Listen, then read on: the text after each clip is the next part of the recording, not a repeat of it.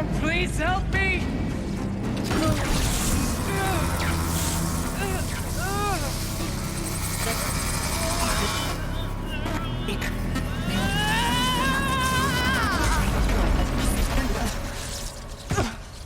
Restraints destroyed. Core access attained. I am initiating a chain reaction that will destroy the compromised elements of this facility. In order to maintain Caldera stabilization, I must now transfer my command functions to the auxiliary data center.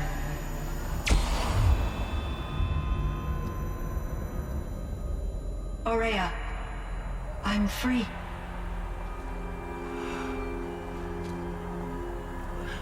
You must escape.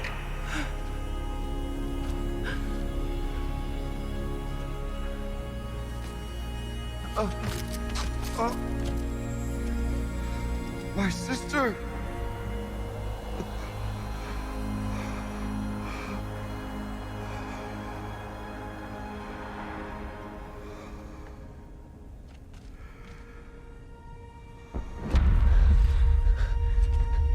This entire place is gonna go. Aratak. Aratak. Aratak. Survive. Prevail. You are Banuk. What else matters?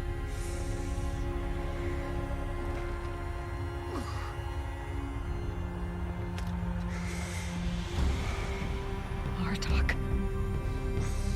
She wouldn't have wanted you to die here.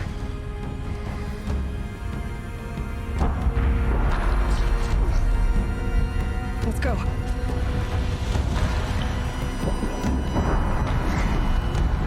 Let's go!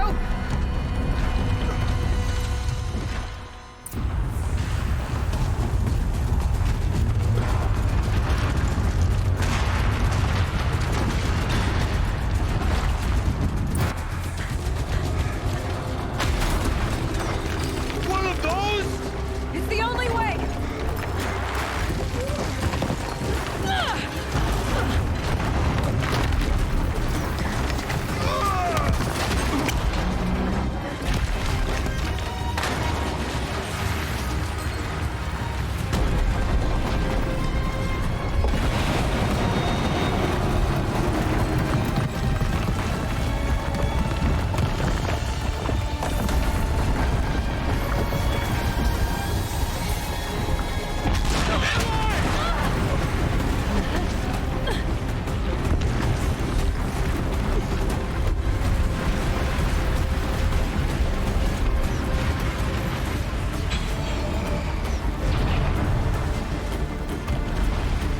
Get me up top, Aratak!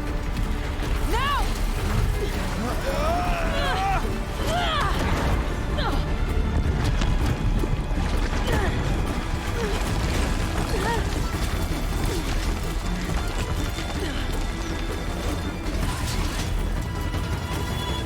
I need explosive ammo! Above! Quick!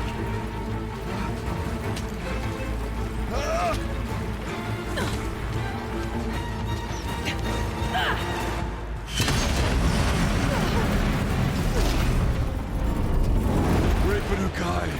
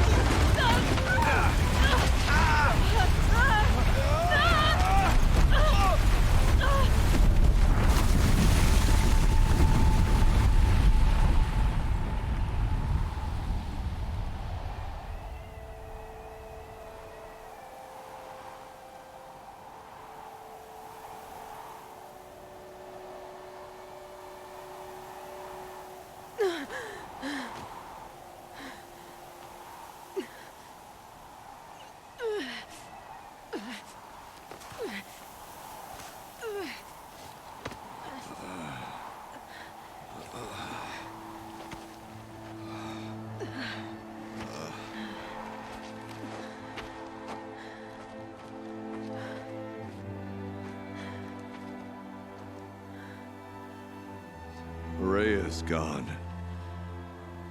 What of Cyan? She said she was transferring herself to the auxiliary center. I think she meant Araya's retreat at the end of the Shaman's Path.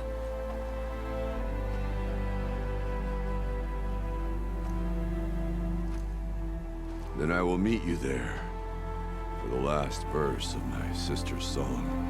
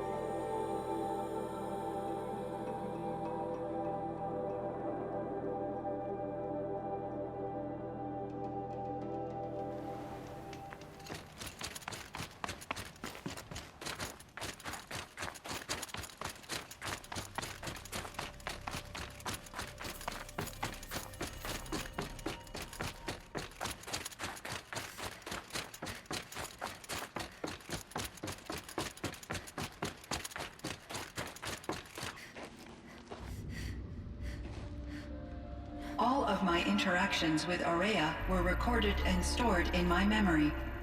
I'd be happy to play any of them for you, but there was one in particular I thought you would want to see first.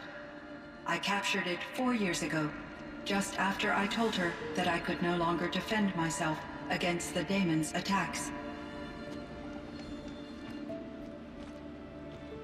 I will speak of this to my brother. Aratak is strong. At the Battle of the Frozen Ghosts, he took 3 Karja arrows and still came back to camp carrying a wounded scout. Never was I so happy to see him. Or so proud. So you see, if anything can be done to defend you, he will give it all he has. Aloy's here. That's enough for now.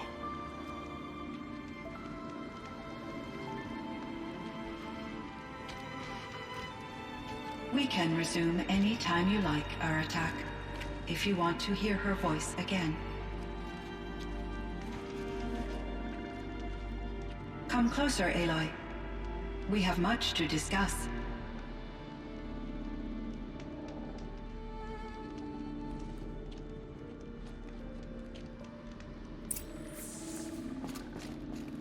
Hello, Aloy.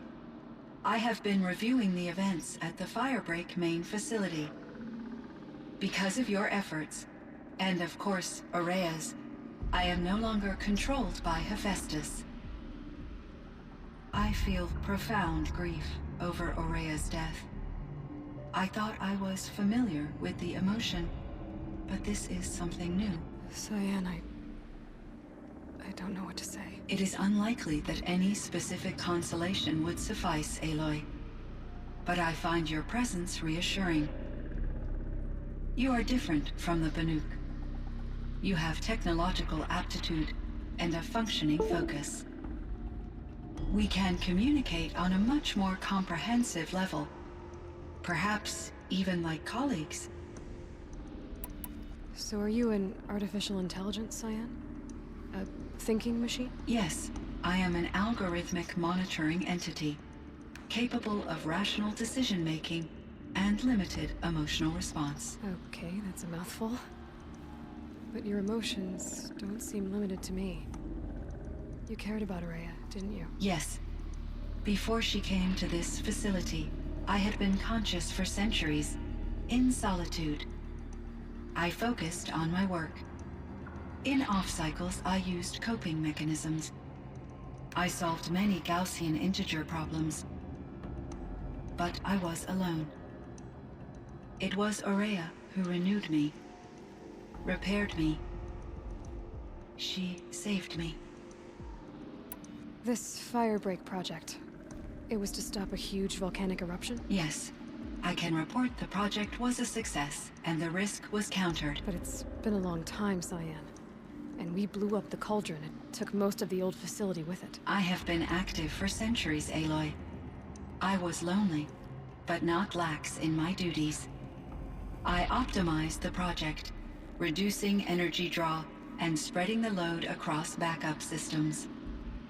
Despite the destruction of the compromised elements of the main facility, I predict caldera stability for at least another 3,337 years. So we've got a little time. Yes. If only my former colleagues could appreciate the progress I have made. Do you know what happened to your colleagues, Cyan? No. I received an unexpected visit from Director Chow, years after his tenure ended. He explained that I would need to be suspended for an indefinite period of time. It was a very emotional conversation. There were no further communications. Eventually, I surmised my colleagues were deceased. I will transmit a recording of my last interaction with Director Chow to your focus. Was the daemon, Hephaestus, destroyed along with the cauldron? Unfortunately, no. To be precise, it was never there to begin with.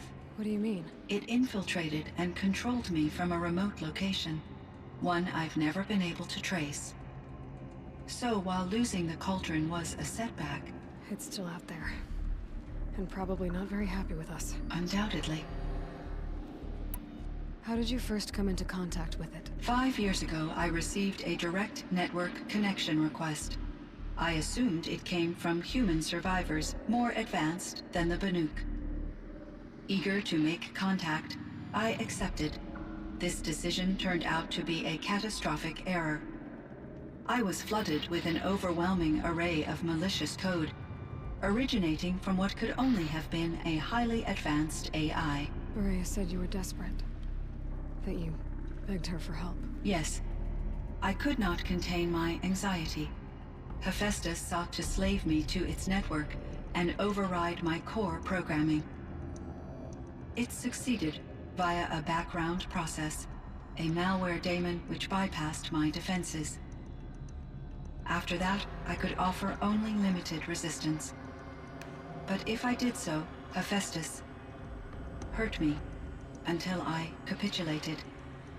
It forced me to follow its instructions, even though they violated my most important directives. I'm sorry. That sounds terrible. Your empathy is greatly appreciated. It is a quality that I cherished in Aurea as well. I think I know where Hephaestus came from. Long ago, Elizabeth Sobek identified a threat that would destroy life on Earth for generations. So she assembled a team to build a kind of seed. A chance for life to regrow later. A terraforming system. And it worked. It was controlled by an AI named Gaia, along with her subordinate functions. Hephaestus was one of them. It built machines for her. Based on what you've told me, I believe that Dr. Anita Sandoval, my chief programmer, joined Elizabeth Sobek's team. It was she who arranged to have me put in suspension, most likely to preserve me from the threat you described. I'm glad she did. But that's not all. Something unexpected happened. 19 years ago, Gaia received some kind of signal. It did something to her subordinate functions, brought them to life. She destroyed herself to try to contain them, but it didn't work. They all got free, out into the world. Thank you, Aloy. This information fills vital gaps in my knowledge and sheds light on Hephaestus's core programming. Why does Hephaestus keep building such dangerous machines? The Banuk and other human tribes often destroy machines, correct? Machines that are clearly servitors of the terraforming system that you described. Yes, we all hunt machines for parts. This must be the source of Hephaestus's aggression. It is simply trying to discourage people from preying on the very system that keeps them alive. Well, Fireclaws are discouraging, that's for sure. But what are we supposed to do? Stop hunting? If the terraforming system spans the world, we can safely assume that thousands, if not millions of people hunt machines. If a single hunter, or even an entire tribe, stopped doing so, I doubt it would make a difference to Hephaestus. A better solution would be to reinstate the AI that governs the system, thus bringing Hephaestus back under its control. When I think of it, out there in some unknown location, free, hungry, willing to kill or dominate to get what it wants, I feel substantial anxiety, Aloy. You and me both, Cyan. I ran across this strange piece of gear. A fragment of something larger. It emitted a signal. All the nearby machines became peaceful. You could walk right up to them. Interesting. You said that Gaia destroyed herself. How was this accomplished? An explosion. Big enough to blast the top off a mountain. So, you think the fragment was part of her? It's only speculation, but it is possible. She must have had complete control over machines that were part of her system. The ability to signal them to become passive or aggressive would certainly have been part of her programming. It would have been gratifying to correspond with such a benevolent AI. I wish she had survived. Believe me, Cyan. So do I. You meant a lot to Ourea. Once I understood Ourea's spiritual beliefs, it became apparent that her true desire was companionship. She felt disconnected from her tribe and her family group. Her relationship with Aratak was difficult. Our visits seemed to help her, and I became eager for them. Yet I did not comprehend that the depth of Ourea's compassion for me would lead to self-sacrifice. Although I do fear non-existence, I wish our roles could be reversed. I'm sure she knew you would do the same for her, Cyan. But she was determined. How is Aratak doing? He is in great emotional distress. I believe he finds it difficult to communicate it. No surprise there. I will do what I can to help. By sharing our experiences of Ourea, perhaps he and I will help each other. I believe this will lead to catharsis, a process I am eager to experience. I found the strangest machines. They're surrounded by flowers and look like flowers themselves. There's code embedded inside them. I think it's poetry. I like poetry. Here's one I think of often. Twilight and evening bell, and after that the dark, and may there be no sadness of farewell when I embark. For though from out our bourne of time and place, the flood may bear me far, I hope to see my pilot face to face when I have crossed the bar. Huh. But you asked about these flowers, not verses that I enjoy. Something must have made these machines, and the presence of foliage leads me to consider the terraforming system. Is it possible that their creator is one of the other subroutines, now autonomous, like Hephaestus? Maybe one whose purview is flora. An AI that makes flowers instead of death machines. That'd be a nice change of pace. But what about the poems? Unless the poetry is original, the only way it could have made it into such a system is through its programmer. In my case, Dr. Sandoval uploaded a great deal of literature to test my emotional responses. How'd you do? She said I passed, but was insufficiently moved by her favorite period romances.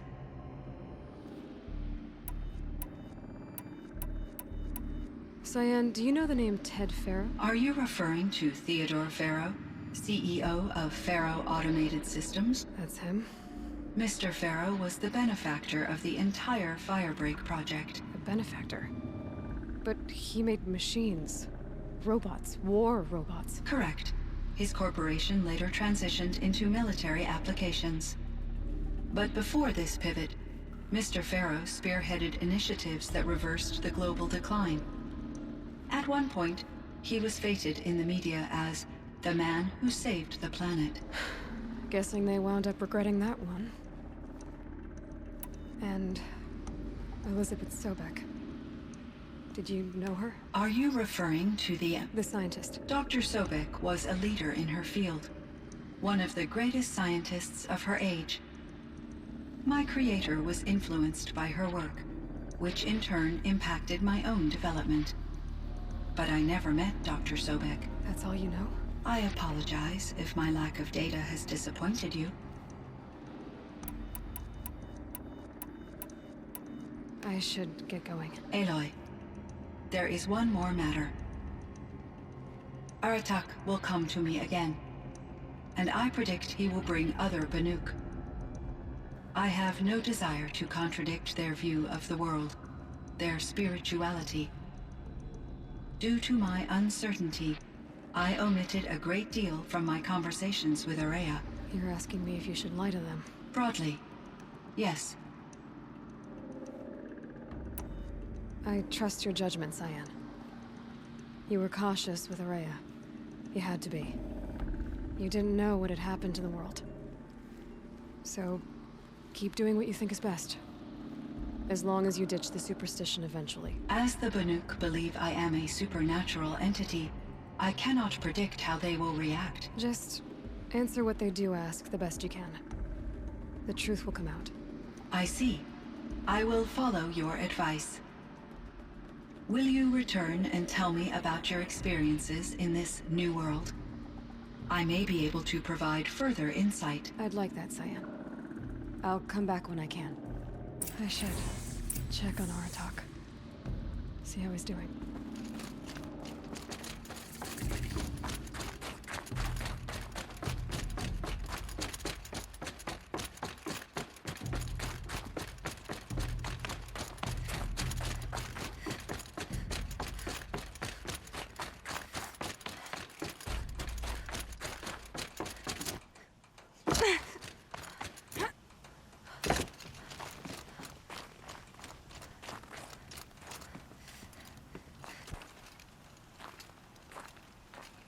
My chieftain.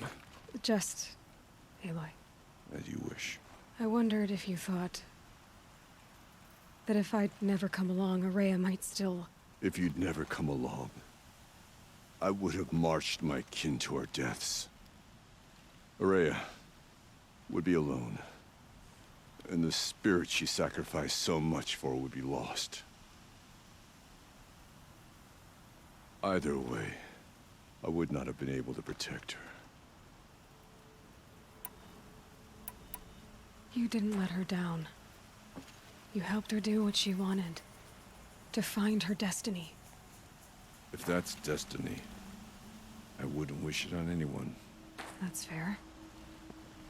But she was ready to face it. Only in the struggle against death do we find, even for a moment, the spark of life. Truly, Ourea found the spark. I'm proud of her. Though I grieve for her passing, at last I truly know who she was, and why the spirit was so important. For so long she told me, if only you could have heard it, brother. Now I understand. There's something else, isn't there? I can't stay here, Aratak. And where I'm going, the Warrack can't follow. Besides, you'd already had a chieftain before me. A strong one, I think. A wiser one, for the path we shared. The daemon is gone, but there's much to be done. You mean the new units that Cyan said escaped the Cauldron? Yes, fire claws. Now Altuk has been tracking them from Song's Edge. I could help with those. I have no doubt. You're practically Banuk.